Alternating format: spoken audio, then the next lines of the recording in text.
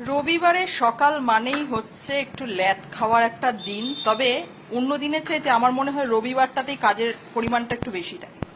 তো যাই হোক, সবকিছু মিলিয়েই তো থাকতে হবে। তো রোববার মানেই সকালের ব্রেকফাস্টটাও একটু স্পেশাল হওয়া চাই। নিয়ে এলাম গরম গরম কচুরি। কচুরিটা বেশ মোটা সোটা, ঠিক আমার মতন, সেই কারণে বেশি একটা নিলাম না, দুটোই নিলাম। তার সাথে আছে আলু দিয়ে চানা দিয়ে একটা তরকারি। দেখা যাক কেমন লাগে, যদিও আমার না একটু ছোলার ডাল ঠাল দিয়ে বেশি ভালো লাগে খেতে। তবু এটা নিয়ে দেখি কার কার ব্রেকফাস্ট হলো। অবশ্যই এখন তো অনেকটাই বেলা হয়ে গেছে ভিডিওটা যখন পোস্ট করছি, তবে খেয়েছি কিন্তু আমি অনেকক্ষণ আগে।